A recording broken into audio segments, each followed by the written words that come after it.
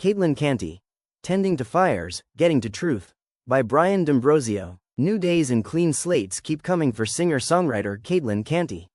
She is sharpening her skills, raising a family, and continuing to build a body of work that reflects resilience, quiet strength, and resolute honesty. Her new record, Night Owl Envies the Mourning Dove, is a testament to her evolving artistry, an album that turns natural solitude, domestic change, and hard-earned wisdom into a collection of songs that sound both grounded in the earth and untethered from time. Canty was born in Proctor, Vermont in 1982 and grew up surrounded by rural landscapes and the gentle rhythms of small-town life. Raised by a schoolteacher mother and a housepainter father, she found song in ordinary moments, singing in chorus and playing trombone in school before receiving her first guitar and VHS-tape lessons at age 17. After earning a biology degree from Williams College, she moved to New York City, where she worked for the Emmy-nominated series Live from the Artist's Den while pursuing music on her own terms. Her early releases, including Golden Hour, 2012, and the breakout Reckless Skyline, 2015, drew acclaim for her casually devastating voice and hauntingly urgent Americana ballads. She won the Telluride Troubadour songwriting competition in 2015 and began touring extensively across the US and Europe, collaborating with artists like Peter Bradley Adams and Jamie Johnson, and earning praise from Rolling Stone, NPR, and No Depression for her gritty lyricism and radiant poise. In recent years, she and her husband, musician Noam Pikelny, moved back to Vermont, settling on a mountaintop near her childhood home. There, Canty continues to record, tour, and write, with the same battered 1939 Recording King guitar that has accompanied her throughout her career. One of the album's most tender tracks, Don't Worry About Nothing, carries the voice of a mother consoling and encouraging against the endless churn of small anxieties.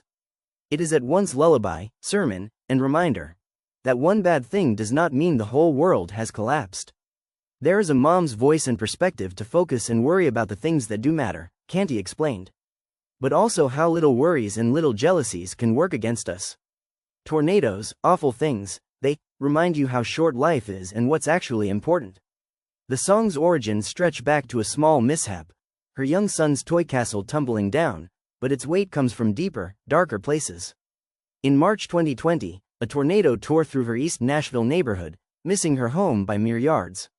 Not long after, the pandemic upended the world. The castle was a metaphor, she realized, for the way everything can crash at once, yet perspective offers a way forward.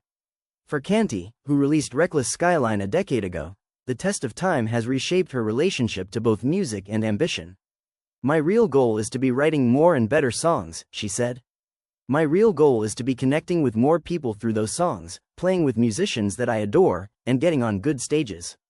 Not worrying about courting people, but to do right by the music. Doing right by the music has meant widening her scope. Night Owl Envies the Mourning Dove reaches for longevity, not trends. It sits comfortably in a lineage of songwriters who, like Canty, trust the songs to outlive themselves. I look to musicians who have had longer careers, like Dolly Parton, she said. She is singing songs that she wrote in her 20s. There are so many who have a gorgeous output of songs that are their lifelong friends. It's not about when they were written or how people liked them then. Canty doesn't wait around for the muse. To her, waiting for inspiration is a fool's errand. She compares songs to photographs, fleeting impressions that must be captured before they fade. You take a picture and you remember it as notable and beautiful, and there is something about it that makes you want to share it. That type of inspiration sparks a song. It happens countless times a day. But the challenge, she says, is to honor the purity of that first flash. You are lucky if you have the time from start to finish to complete the song and make the world go away. The fewer co-writers the better, including myself. If you open it up again in 2 weeks or a year, you have different eyes, and that brings too many people and opinions into the room rather than one solid voice. Some of her most recent songs arrived in just such a spark, like during a violent rainstorm in Vermont. Alone in her cabin as thunder cracked over the mountains, Canty felt a song arrive like lightning. Hungry, shivering, and unable to leave, she turned to the page. To read the full article, visit the Bluegrass Situation.